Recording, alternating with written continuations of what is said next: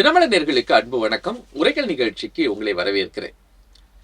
தாவேகா ஆட்சி அமைத்த பிறகு தமிழ்நாட்டில் அரசியல் கட்சிகளுக்குள்ள தாவேகாவோடு நட்புணர்வு பாராட்டுவது கொஞ்சம் அதிகமாக இருக்கிறது. அந்த வகையில் திமுக கூட்டணியில் இருக்கக்கூடிய மறுமலர்ச்சி திராவிட முன்னேற்ற கழகம் தற்போது தாவேகாவோடு அதிக நட்பு பாராட்டுகிற விதத்துல அக்கட்சியினுடைய பொதுச் செயலாளர் வைகோ அவர்களும் அக்கட்சியினுடைய தலைமை பொறுப்பில் இருக்கக்கூடிய துரை வைகோ அவர்களும் தொடர்ந்து பேசிட்டு இருக்கிறாங்க. இதுல இப்போ சமீபத்தில் திமுகவோடு கடந்த 9 ஆண்டுகளாக எப்படி இருந்து கொண்டு இருக்கிறோம் அப்படிங்கிறதுல சுயமரியாதையும் தன்மானத்தையும் இழந்துதான் திமுகவோடு பயணித்தோம் அப்படின்னு வைகோ சொல்றாரு. அதுதான் விவாதத்தினுடைய கருப்பொருளாக நம்ம எடுத்திருக்கிறோம்.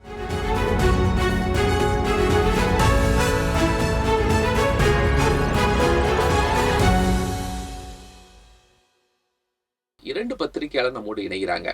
மூத்த பத்திரிகையாளர் திரு ராகவன் மற்றும் திரு சோமு, இருவரையும் வரவேற்றுக்கொள்கிறேன். நான் திரு டிவி சோமு அவங்கள்ட்ட இருந்தே துவங்குறேன். சோமு சார், ஒன்று தாவேகா பக்கம் போயிட்டாங்க, தைரியமா எல்லாரும் போயிட்டாங்க. பட் வைகோ தாவேகா பக்கம் போக முடியாத ஒரு சூழல்ல மாட்டிக்கிட்டாரு. ஃபர்ஸ்ட் அவர் சொல்ற செய்தி சரியானது தானா? இதெல்லாம் இப்போ இவங்களுடைய தனி சின்னத்தில் நின்றிருந்திருந்தால் இவங்களும் ஆதரிச்சிருக்கிறதுக்கான ஒரு வாய்ப்பு தான் மிக அதிகமாக இருக்கு. கிட்டத்தட்ட அதுதான் நடந்திருக்கும். அதான், ஏன்னா அது வந்து ஒரு இமேஜினேஷனுங்கிறதுனால நம்ம சொல்ல முடியலையே தவிர, நின்றுருந்தாங்கன்னா அதான் நடந்திருக்குங்கிறத நம்ம யூகிக்கலாம். ஒரு விஷயம், முதல் விஷயம், அது தவறு இல்லை எதுவும் அப்படிங்கிறத சொல்லணும். அது ஏதோ ஒரு பெரிய தப்பு பண்ணுற மாதிரி திமுக சைட்லேருந்து நினைக்கிறாங்க. இப்போ ஒவ்வொன்றும் ஒரு தனி கட்சி, விசிகேவாக இருக்கட்டும் இல்லை காங்கிரஸாக இருக்கட்டும், ஒவ்வொன்றுமே தனி கட்சி. ஐயுஎம்எல் அவங்க போனதை இன்னைக்கும் திமுகவில் ஏற்றுக்க முடியல பாருங்க. அதுதான் பெரிய ஆச்சரியமா இருக்கு. துரோகம் பண்ணிட்டாங்க. ஆர்எஸ்எஸ் பாரதி அவர் ரொம்ப வந்து ஒரு ஆர்எஸ்எஸ் பாரதி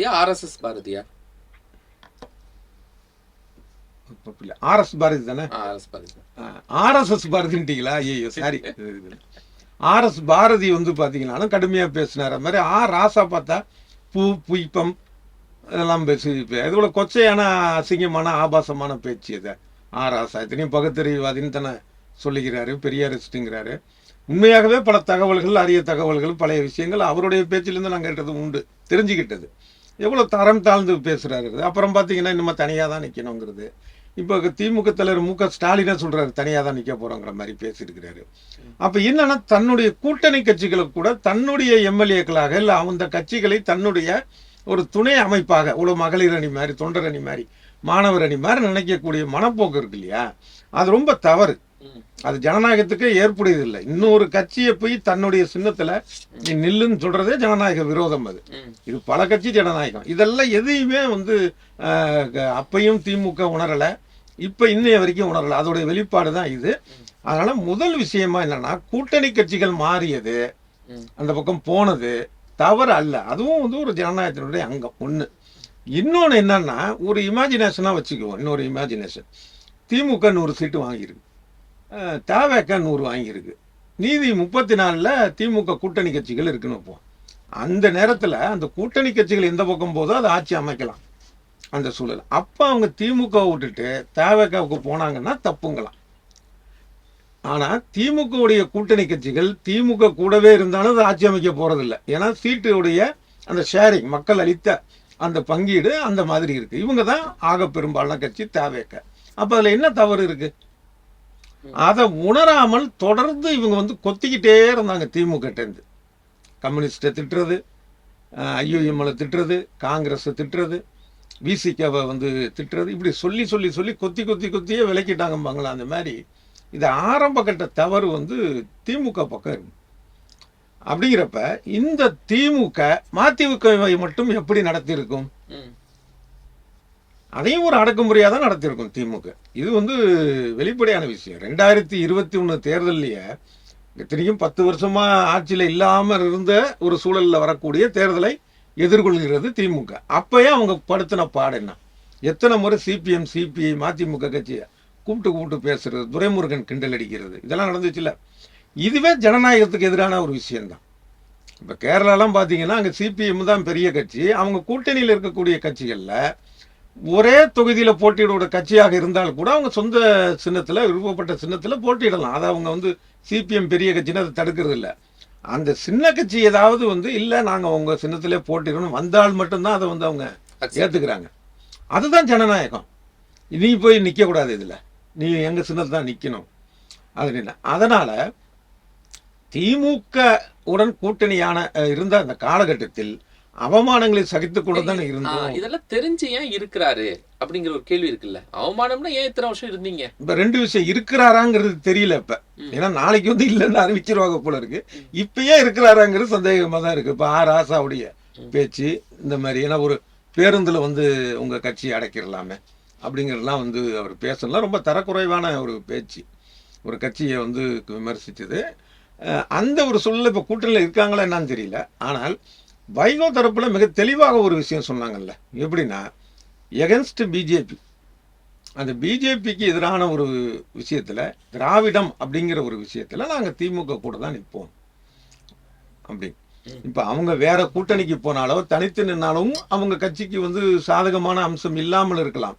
அதை மீறி இதுதானே அவர் சொல்லிட்டு இருக்கிறாரு. அப்ப அந்த மாதிரியான ஒரு கட்சியை திமுக எப்படி நடத்தி இருக்க வேண்டும்?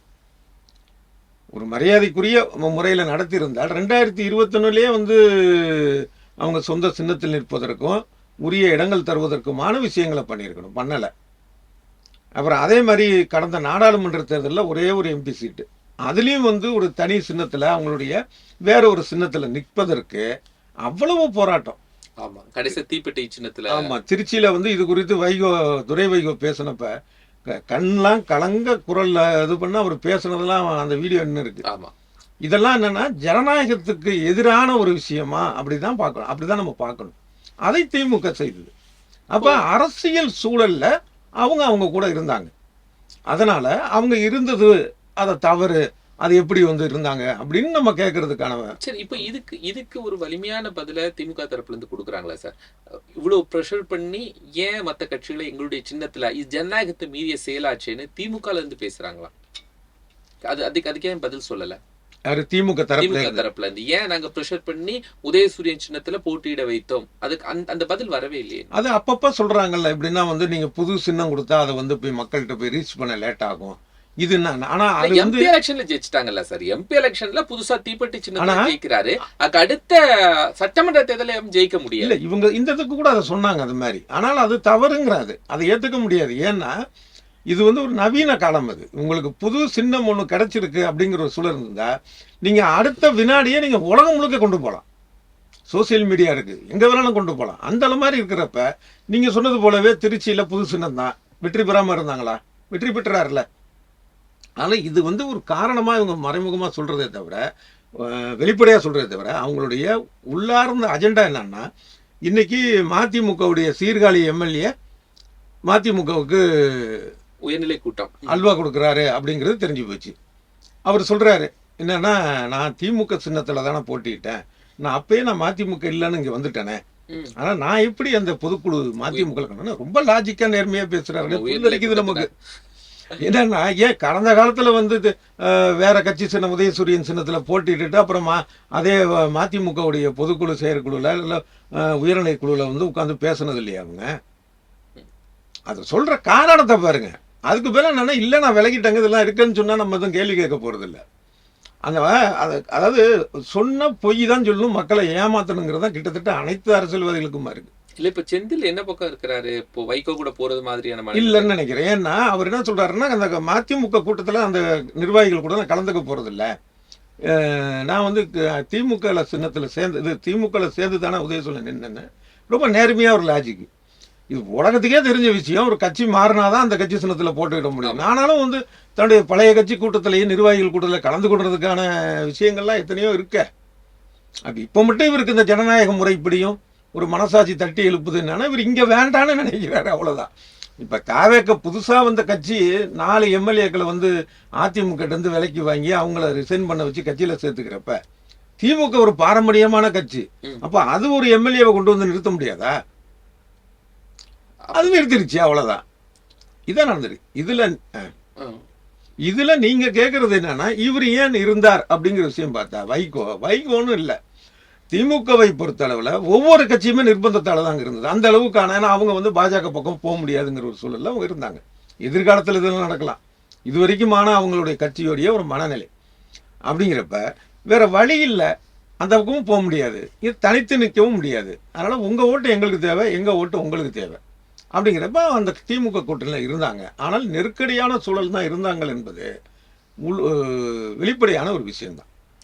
ராகவன் சார், வைகோ சொல்லக்கூடிய அந்த விஷயம் தேர்தல் நேரத்துல ரொம்ப தன்மானம் இழந்துதான் நாங்க இருந்தோம். ஏன்னா எல்லா கட்சிகளுக்கும் அவங்களுடைய சொந்த சின்னத்துல போட்டியிடுறதுக்கு அனுமதி கொடுக்கப்பட்டது. ஆனா மதிமுக அந்த அனுமதி கொடுக்கப்படல அப்படிங்கறதுலாம் அவர் சொல்றாரு. முதல்ல மதிமுக பொதுச்செயலாளர் வைகோ தன்மானத்தை பத்தியும் சுயமரியாதையும் பத்தியும் பேசுறதுக்கு முன்னாடி ஒரு விஷயத்த நினைச்சு பார்க்கணும். அதாவது நாங்கள் 9 ஆண்டு காலம் ஒரு வேண்டா வெறுப்பா திமுகவுடன் பயணித்தோம்ங்கிற மாதிரி அவர் பேசியிருக்காரு. ஒரு விஷயத்தை நினைச்சு பார்க்கணும். அதாவது திமுகவின் வாரிசு அரசியல் தலை தூக்குகிறது என்று வைகோ குரல் கொடுத்த பொழுது அவர் கட்சியிலிருந்து நீக்கப்பட்டார். அதன் பிறகு 1994 கட்சி தொடங்கி ஏறக்குறைய 30 ஆண்டுகள் மேல கட்சியை நடத்திட்டு வரார். ஆனால் இத்தனை ஆண்டுகளிலும் அவர் பெருசா தனியா எதையும் சாதிக்க முடியல. தனித்து போட்டியிட்டாரு. அதிமுக கூட்டணி, தேசிய ஜனநாயக கூட்டணி, திமுக கூட்டணி. கூட்டணி இல்லாமல் அவர் இப்ப ஜெயிக்க முடியாது அப்படிங்கிற ஒரு நிலைமைக்கு வந்திருக்காரு. ஏன்னாக்க அவரோட வாக்கு வங்கி ரொம்ப பலவீனமா இருக்கு.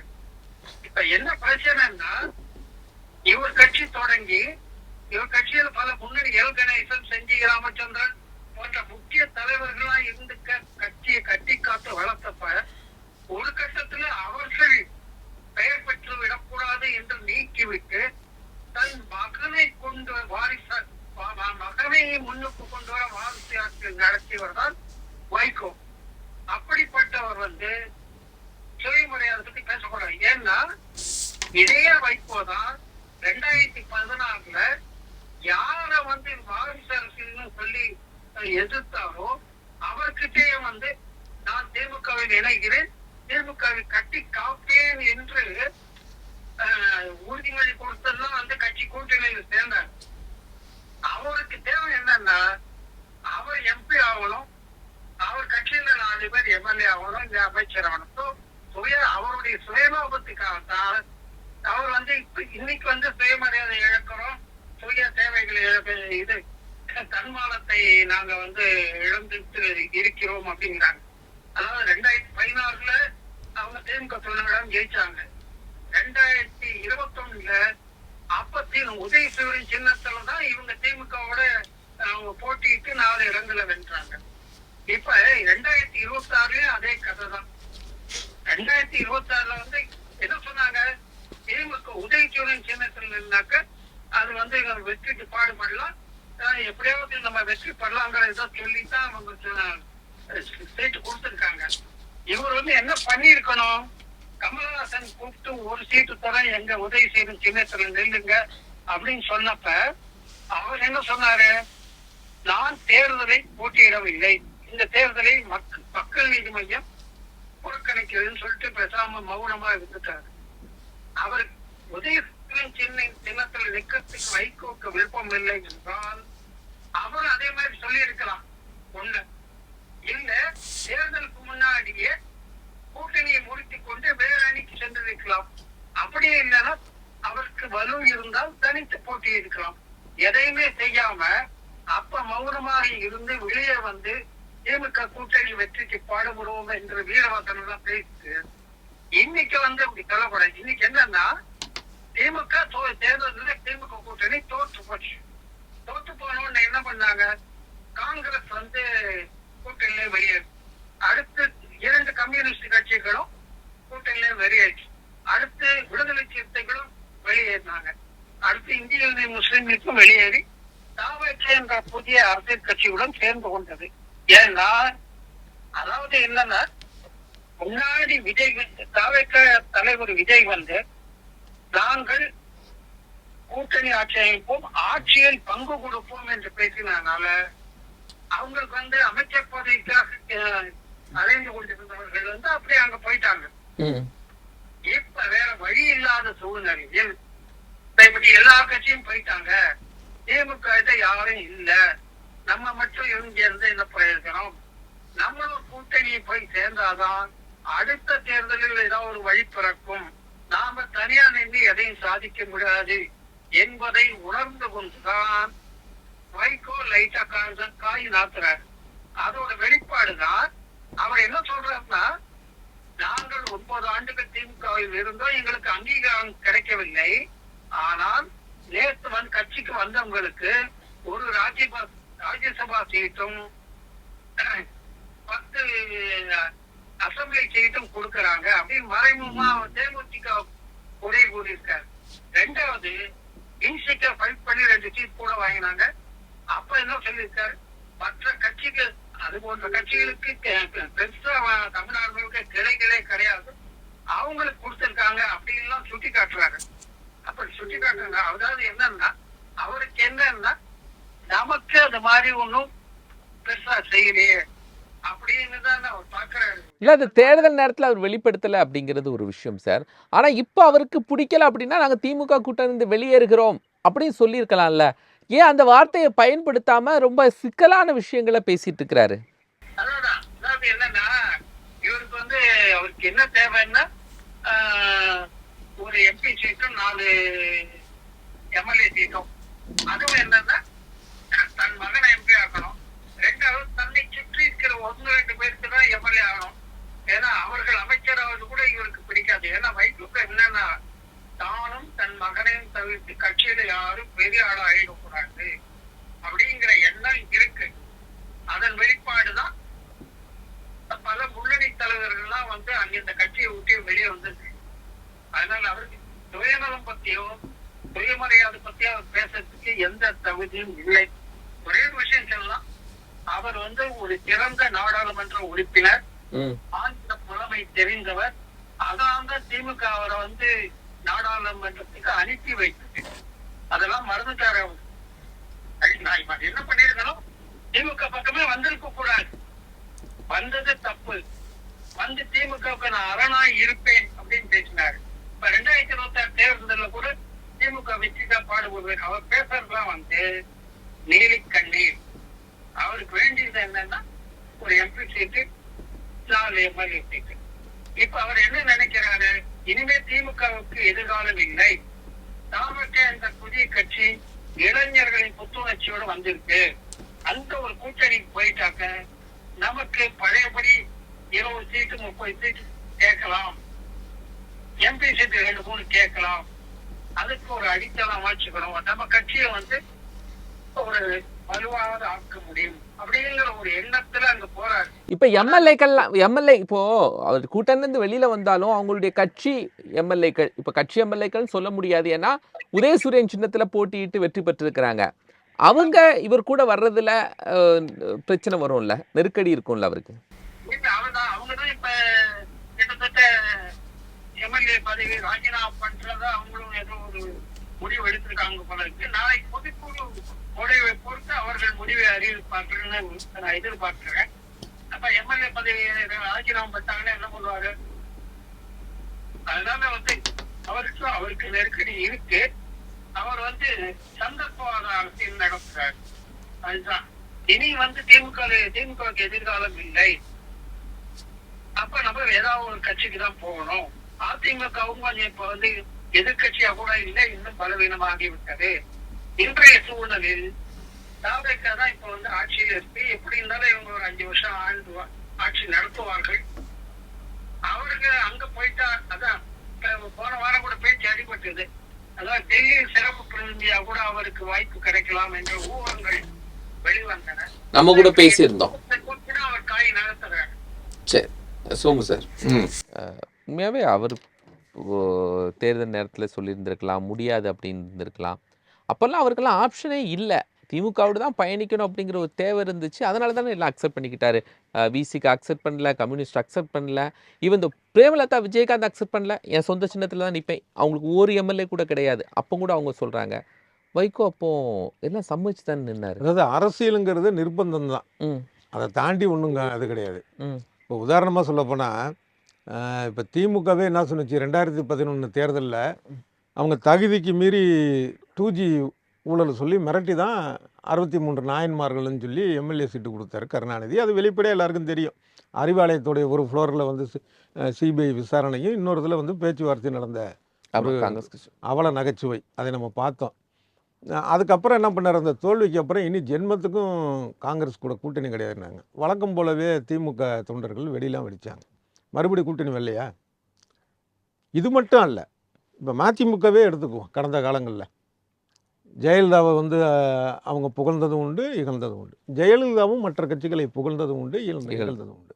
ஏன் பிஜேபி எடுத்துக்குவோமே, இவங்க காங்கிரஸில் வந்து பிஜேபியில் முரசொலி மாறனுக்கு வந்து திமுக சொல்கிறேன், முரசொலி மாறனுக்கு உடல்நலம் இல்லாத ஒரு சூழலில் இது இலாக்கா இல்லாத அமைச்சர்னு சொல்லி ட்ரீட்மெண்ட்டுக்கு வந்து ஏற்பாடு பண்ணது பிஜேபி. பிஜேபி கட்சி காசு கிடையாது, நம்ம காசில், ஆமா, மக்கள் பணத்தில். அதுவே ஒரு அயோக்கியத்தனம், அதை பண்ணாங்க. ஆனால் அந்த ஆட்சி முடிகிற தருவாயில் டாடா காமிச்சிட்டு காங்கிரஸ் வந்துட்டாரு.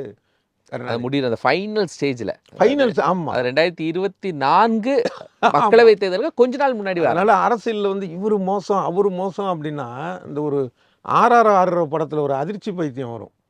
என்ன இன்னைக்கு புதன்கிழமையா, புதன்கிழமையா அப்படிங்கும். காலைல இட்லியாங்கும். அதுமாரி அவர் மோசம், இவனா என்னமோ எல்லாரும் அப்படியே பர்ஃபெக்டாக இருக்கிற மாதிரி நினச்சிருக்கிறது ஒரு அறியாமை ஒன்று. அந்த நேரத்தில் கூட ஞாபகம் இருக்குது, 2001 அந்த நேரத்தில் ஜெயலலிதா ஆட்சி அமைச்ச பிறகு அவர் கைது செய்யப்படுறாங்க. தேசிய ஜனநாயக கூட்டணிலேருந்து எல்லா மத்திய அமைச்சர்களும் இங்கே வந்து பார்க்க வந்தாங்க, அவங்க வீட்டுக்கு வந்து, சிறைச்சாலைக்கு வந்து. இல்லை, இன்னொரு இது என்னென்னா, பொதுவாக வந்து வைகோ அப்படின்னாலே பல பேருக்கான ஒரு ஒவ்வாமை உண்டு. இப்போ என்னென்னா, முதல் விஷயம் வந்து இப்போ சார் பேசுகிற கூட சொன்னாங்க, இப்போ கூட்டணி இல்லாமல் அவர் ஜெயிக்க முடியாது அப்படின்னு. உண்மைதான். கூட்டணி இல்லாமல் இவருக்கு ஒரு 5 சீட்டு கொடுக்குறாங்கன்னா, கூட்டணி இல்லாமல் இவர் 5 சீட்டு ஜெயிக்க முடியாது. ஒன்று. அதே போல் கூட்டணி கட்சியாக இருந்த திமுகவும் ஜெயிக்க முடியாத சூழல் இருக்குல்ல. அந்த கூட்டணியே இல்லைன்னா ஜெயிக்க முடியாது. அதனால தான் வைக்கிறது. ஒன்றும் விவரம் தெரியாமல் ஒன்றும் அறியாமல் இருக்கிற ஆட்கள் கிடையாது திமுகலையோ. கொஸ்டின் அப்படியே அங்கேயும் போகும், நீங்கள் கூட்டணி இல்லாமல் எப்போ ஜெயிச்சிருக்கீங்க அப்படிங்கிறது வந்து, ஏன்னா கட்சி யாருமே வந்து ஐயோ மதிமுக ரொம்ப சிரமப்படுது, விசிக்க ரொம்ப சிரமப்படுது, இவங்களுக்கு ஒரு 4 சீட்டு கொடுத்து நம்ம ஜெயிக்க போகணும்னு சொல்லி திமுகவும் நினைக்காது, அதிமுகவும் நினைக்காது, பாஜகவும் நினைக்காது, எந்த கட்சியுமே நினைக்காது. அதனால அவங்களால தான் இவங்க ஜெயிச்சாங்கன்னு ஒரு கட்சியை சொல்றது வந்து அடிப்படையிலேயே தவறு. ஒன்று. அடுத்தது எல்கணேசன் இவங்க மாதிரி ஆட்கள்லாம் நீக்கினதே வந்து துரை வைகோ வர்றதுக்காக தான். அப்படின்னா எல்கணேசன் வந்து கட்சியை விட்டு போனது 2008, துரை வைகோ வந்து 2020. அப்போனா வைகோ மிகப்பெரிய ஒரு ஜோசியராக இருந்திருக்கணும். என்னையா ஒரு 12 வருஷம் கழிச்சு நம்ம பையன் வருவான் போல இருக்க, அப்போ இப்பயே அவரை கழிச்சு விடு அப்படின்னு. அவங்க வந்து கட்சியை விட்டு போனதோ அது சரி தப்புங்கிறதுக்குள்ளேயே நான் வரலை. ஒன்று. இன்னொன்று, இந்த வாரிசு அரசியல் அப்படிங்கிற ஒரு விஷயம் மதிமுகலையும் இது தமாகவிலையும் வேறு மாதிரி இருந்துச்சு. இவர் ஜி.கே.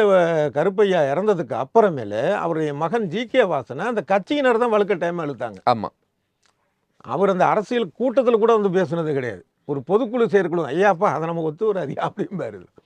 முதல்ல ஜி.கே. மூப்பனார் பேட்டிக்காக நான் போன சமயத்தில் நான் பார்த்த விஷயம் அவர் தனி ரூமில் உட்காந்துருக்கிறாரு. சில பேர் தனி ரூமில் உட்காந்துக்கிட்டு அரசியல் பண்ணுவாங்கல்ல, இதை அது கூட அவர்கிட்ட இல்லை, ஜி.கே. வாசன்ட்ட அது இல்லை. அதை நான் நிறைய பார்த்தவன் நான். ஆனால் அவரை தான் கொண்டு வந்து, இது கட்சியினருடைய ஒரு விருப்பம். அதே மாதிரி தான் மதிமுகவிலையும் வைகோவுக்கான ஒரு உடல்நிலை நடுவில் ரொம்ப மோசமாக ஆன ஒரு காலகட்டத்தில் அந்த தொண்டர்களே இழுத்துட்டு வந்து விருப்பத்தோடு தான் இது பண்ணியிருந்தாங்க. ஒன்று. அதனால் வந்து துரை வைகோ திட்டம் போட்டோ இல்லை இவர் ஒன்றும் அப்படிங்கிறது அது எந்த அளவுக்கு சரியாக வருங்கிறத யோசிக்கணும். அப்புறம் வந்து அவரை பொறுத்தளவில் வந்து கட்சியில் ஒரு 4 பேர் வெற்றி பெறணும்னா அவங்க அமைச்சராகிடக்கூடாதுன்னு நினைப்பார் அப்படின்னு சொன்னார்ல. இப்போ இவங்க கட்சியை சேர்ந்த செஞ்சி ராமச்சந்திரன், மு. கருணப்பன் இவங்களும் வந்து வைகோவால் தான் அமைச்சர் ஆனாங்க. ஒன்று. இதை தவிர இன்னொரு இது பார்த்தீங்கன்னா, 2004 தேர்தலில் பிஜேபி கூட கூட்டணி வச்சு ஜெயிச்சப்ப 4 பேர் ஜெயிச்சாங்க மதிமுகவில். அமைச்சரவை வேணான்னாரு யார்? வைகோ. மதிமுக அமைச்சரவையில் இல்லையா? இந்த 4 எம்பி பேரை சொல்லி திமுக அமைச்சரை எடுத்துக்கிட்டாங்க, கவுண்டாக எடுத்துக்கிச்சு. இதெல்லாம் வரலாறு தெரியாமல் நம்ம பேசுகிறது ஒரு விஷயம். இதை தவிர இன்னொரு இது என்னன்னா, இப்போ வைகோ அப்படின்னா அவர் வந்து கட்சி சாராமலேயே வந்து அந்த கட்சி துண்டை அணிந்தே வரக்கூடாதுன்னு தொண்டர்களை சொல்லி ஒவ்வொரு சமூக திட்டங்களுக்கு போகிறது நமக்கு ஒரு பேச்சா இல்லை. ஏன் இப்போ கூட பார்த்தீங்கன்னா கருவேல மரத்தை வெட்டுறது அப்படிங்கிறது வந்து ஒரு தேவையில்லாத ஒரு வேலை தான். சொல்ல போனால் ஒரு அரசியல் கட்சிக்காரனுக்கு எதுக்கு ஏன் போனதை செய்கிறாரு, அதை நம்ம சொல்வதற்கான ஒரு சூழலாக இல்லை. ஆனால் இல்லாத குற்றச்சாட்டை சேர்த்து சொல்கிற மாதிரி இருக்குது. ஆனால் உண்மையாகவே வைகோ மேலே வந்து ஒரு விமர்சனம் வைக்கிறதுனா என்னன்னா, இவர் வந்து இனிமேல் அரசியலை விட்டு ஒதுங்கிறது அந்த கட்சிக்கு நல்லது. இவர் பேசுனதே பார்த்தீங்கன்னா, விஜய் வந்து அந்த இதில் பதவியேற்ற போது அந்த பதவியேற்பு வாசகங்களையே பார்க்காமல் அவர் வந்து பதவியேற்றார். ஒபாமா கூட அந்த மாதிரி இது பண்ணலாரு.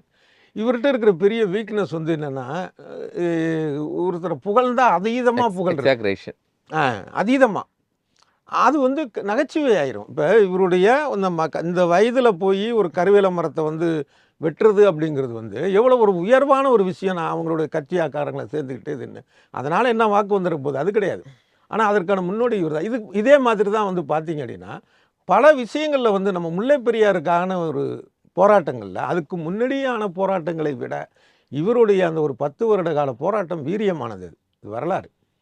அது மாதிரி அதே மாதிரி ஸ்டெர்லைட் ஆலை, ஆமாம், அதுக்கான விஷயங்கள் இப்படிலாம் அவர் மேலே ஒரு உயர்ந்த மதிப்பு இருக்கக்கூடிய ஒரு சூழலில் இவர் இந்த மாதிரி கச்சமச்சான்னு பேசுகிறது, ரொம்ப அதீதமாக புகழ்கிறது, இது வந்து அவருக்கு இப்போதான்னு இல்லை, இப்போ வயதாயிடுச்சு அப்படிங்கிறதுக்காக இல்லை, சின்ன வயசுலேருந்தே அவர் அப்படி தான் இருந்திருப்பார் போல. ஏன்னா எனக்கு நினைவு தெரிஞ்சு அவர் அப்படி தான் பேசிட்டு இருக்காரு. அதனால் இனிமையாவது அவர் என்ன பண்ணலான்னா, அவர் பையன் வந்துட்டார் துரை வைகோ, எம்பியாகவும் ஆயிட்டார், கட்சியோட முதன்மை செயலாளர் இருக்கிறாரு. இப்போ நாளைக்கு மட்டும் சொல்கிறீங்களா? வைகோவுக்கு மட்டும் சொல்கிறேன். ஏன்னா நான் துரை வைகோவை வந்து பொதுச் செயலாளராக போடுங்க. ஏன்னா அந்த கட்சி கையில் இருக்கக்கூடிய தொண்டர்கள். வைகோக்கு மட்டும் சொல்கிறீங்களா, எல்லா கட்சிக்கும் சொல்கிறீங்களா? இல்லை, எல்லா கட்சியிலுமே அதீதமாக பேசுகிறவர்கள் இருக்காங்க. நம்ம மதிமுகவை பற்றி பேசுகிறதுனால நான் வைகோவை குறிப்பிடுறேன். சரி, பல கட்சியிலும் இருக்கிறாங்க, இல்லைன்னு சொல்லலை. நான் குறிப்பாக வைகோ வந்து அதுக்கெலாம் ரொம்ப ஒரு சீனியர். முதல் பரிசுனா வைகோவுக்கு தான் கொடுக்கணும் போல இருக்குது. உணர்ச்சிவசப்பட்டு பேசுபவர் யார் அப்படின்னா இவர் தான் கொடுக்கணும் போல இருக்குது. அதுக்கு சொல்கிறேன், அது தேவை கிடையாது. இது அரசியலுக்கான ஒரு தலைமை பண்புக்கான ஒரு விஷயம் இல்லை. மற்ற தலைமை பண்புகள் அவர்கிட்ட இருக்கலாம், ஒரு பொது நோக்கம் இருக்கலாம், நான் அதெல்லாம் குறை சொல்ல. நான் இந்த இது இல்லை ஒன்று. அதே போல் துரை வைகோட்டி ஒரு விஷயம் வந்து என்னென்னா, ஒரு தலைமைக்கான இடத்துக்கு அதுக்கு சரியான நபராக தான் அவருடைய செயல்பாடுகள் இருக்குது. அதே நேரத்தில் அவர் தன்னுடைய ஒரு அதீத கோபத்தை சில சமயம் கட்சிக்காரர்கள்ட்ட அதை குறைக்கணும்.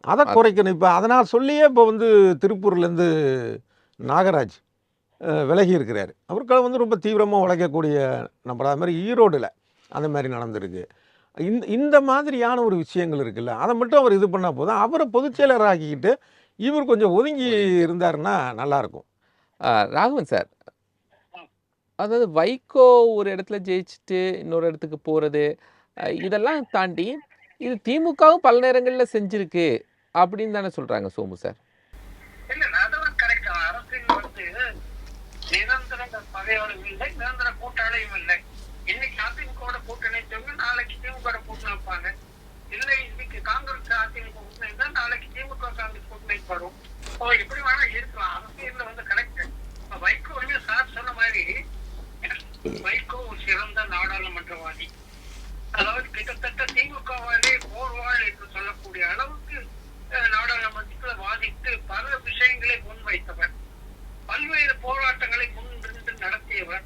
அவர் நடத்திய ஒரு நடைப்பயணம் இன்று வரை பெரிய ஒரு வரலாறு தான்.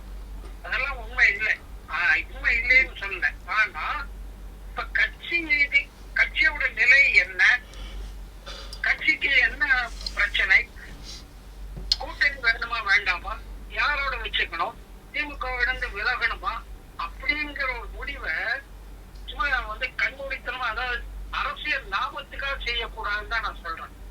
இப்ப அவர் வந்து திமுக கூட்டில இருந்து விலகிறதுல யாருக்கும் எந்த ஆட்சேபனையும் கிடையாது. ஏன்னா பொதுவா அதாவது திமுக கூட்டணி வந்து என்னன்னாக்க, நான் திமுக சார்பில் பேசல, திமுக கூட்டணியோட விஷயம் என்னன்னா, கூட்டணி கட்சியினர் வந்து அவங்க வெளியில போன்னு சொல்லவே மாட்டாங்க.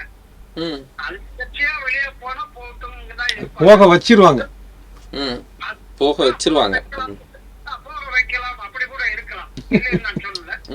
அதனால் இப்ப வந்து சொல்ற மாதிரி வருஷம் பயணித்து விட்டு இப்ப வந்து நாங்கள் சுயமரியாதை இழந்து தன்மானத்தை வந்து இழந்து அங்க இருந்தோம்னு சொல்றது அர்த்தம் இல்லை. அவர் உண்மையை என்ன பண்ணிருக்கணும், நாங்க இந்த கூட்டணி விட்டு வெளியேறோம்னு முன்னாடியே சொல்லியிருக்கணும்.